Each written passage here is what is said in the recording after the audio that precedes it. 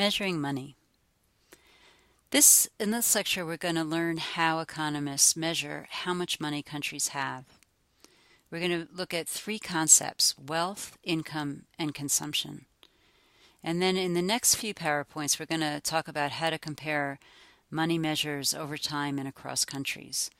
We're going to talk about normalization, real and nominal measures, and purchasing power parity. Let's start with wealth. Wealth is the sum total of assets that generate income. So an asset might be a business, a rental property, stocks, bonds, and savings accounts, things that if you own them, they give you a stream of income. For a country, wealth is measured as the sum total of all physical capital created by people, things like factories, business equipment, infrastructure, and the sum total of all natural resources. And these give the country a stream of income. It's hard to measure. The next concept is income. That means incoming. Income means incoming, and it's the money you receive during a certain time. Total income adds together your labor and non-labor income. Labor income is what you get from working. Non-labor income is what you get from transfers, like the lottery scholarship, and also from the stream of income you might get from your assets. It's a flow variable, typically measured over a year. And it's common for economists to work with income rather than wealth. Income is more directly related to people's well-being because you can have income from working without having wealth, and income is easier to measure. National income. There's two ways we measure national income. One is by GNI, gross national income, and that measures the income of nationals wherever they live. So nationals are citizens, so this could be called gross citizen income.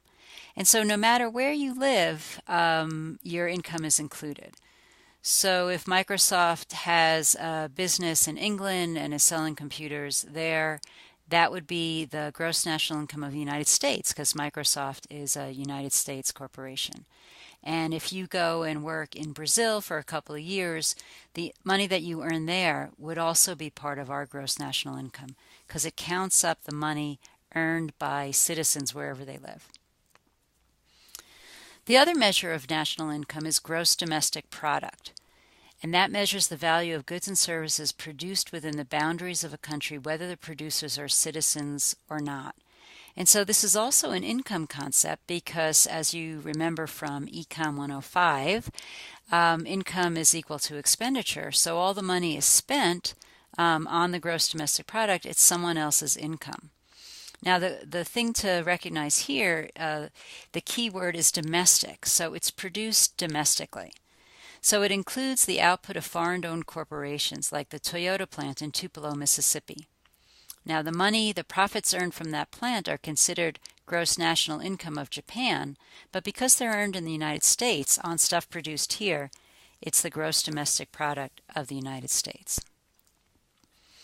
GDP is preferred over GNI as a measure of a country's income since it tells us how the economy is doing.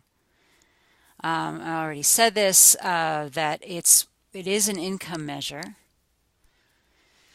GDP per capita, that's GDP divided by the population, is a decent measure of the standard of living of a country. And GDP per capita is a good money variable to use for your project. So GNI tells us how people of a certain nationality are doing. Economists are generally more interested in how the economy of a country is doing. And so that's why GDP is typically a better measure when you're talking about economics. All right, what about consumption? Consumption is another good money measure because it reflects what people are actually living on. So like wealth is the money that people might be generating. Income is the money that is coming into that people are getting. And consumption is the money that people are spending. And if you look at what people are spending, you can really see what their standard of living is. And so that's why consumption is a good measure.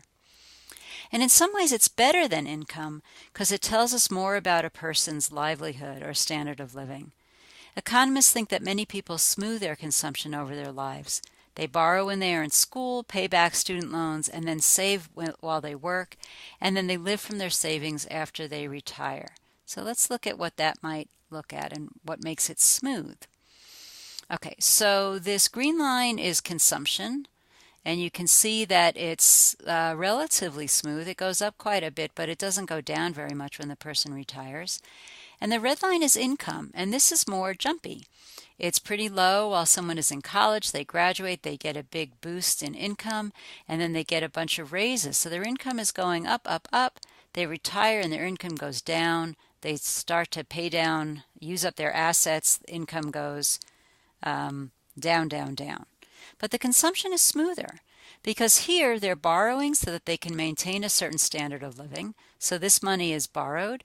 And then when they start to work, well, they pay some of that money back, and then they're saving here. They're earning more than what they are consuming. And so at retirement, that reverses again. Now they're living on their pension and so on. That's their income is going down, but they have money coming back to them from their savings. And you can even think of Social Security this way. Some of your money you're not getting because Social Security is getting it, and so you're earning something, you're not consuming it, and then later on it comes back. You get it later. All right, so here's the question. Is income or consumption a better measure of this person's command over resources when she is 78, or I would even say over her livelihood, her standard of living? And you can see that if I said that she earned like $11,000 or $12,000 a year, that wouldn't be quite right in terms of her livelihood because her consumption is much higher up here. So there's a limitation of all of these measures, wealth included, per capita income and per capita consumption, is that they're averages. They're taking the total of a country and dividing by the population. So they don't tell you anything about the distribution of income. And typically, if you took the person, the median person, the person in the middle, they're not earning the average. Because someone is earning a whole bunch of money, like Bill Gates, he raises the average for everyone. We don't see that money. So it doesn't tell you about the distribution of income, but it does tell you, it's a pretty good rough measure. If you needed just one number to tell you about how a country was doing, per capita GDP is pretty good. Okay, next up, comparing economic variables over time and across countries.